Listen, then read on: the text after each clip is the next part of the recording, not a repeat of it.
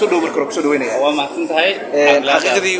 وكفرح سنة كل كلمة واحد يجور أنت هالشني قبنا السوء تعلن تيجا ما هيبت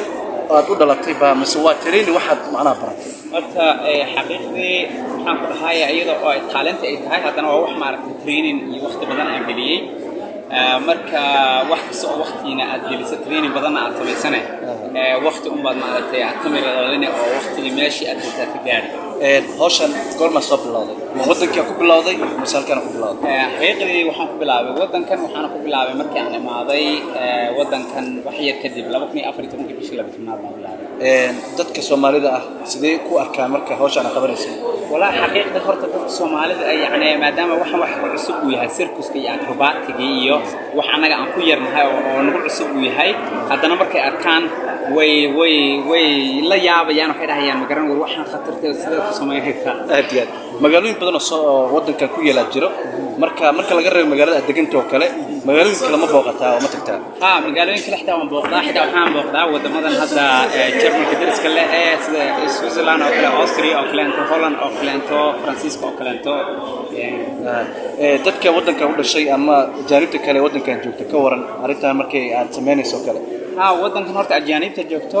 walaahi way jecel yihiin oo waxa xitaa la yaqaanaa marka hadda shirkad yar ama weyn oo kale markii ay xaflad leeyihiin ay kulmayaan dadkii shaqaalaha ah intii wax la cunayo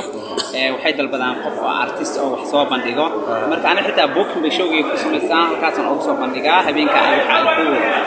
cunayaan sida filay wax walba caqabad bay leeyihiin wax caqabad ama dhibaato kala kulantay hadii aan la shil oo kale ma jira walaahi horta alxamdulillah shil maxaan ku dhahay wuu jira laakiin wax weyn oo hadda laf aan ka jabay ama ma artay weyn ma jira murqacasho iyo alxamdulillah waxyaabo yar yar way jiraan ma sha Allah ugu dambeyntii su'aasheedu waxay tahay hawshani marka laga reebo talentigan aan leedahay ma jira talenti kale oo aad leedahay horta talenti kale oo aan leeyahay way jiraan oo hadda tusaale ahaan waxaan ku dhahay comedy oo ma aragtay qos dadka loo qoslayay yani xitaa hadda si loo qoslayay xitaa sameeyo marka aad iyo aad ma satay kaasuxu Axmed Sanka oo aan kula kulmay magaalada Boormis oo ka dhacaysay xaflad qiimo badan oo soo qaybqaabiyay gudoomiyaha hay'adda Seeko Maxamed oo ku madcudeen hada mudan mar walba insha Allah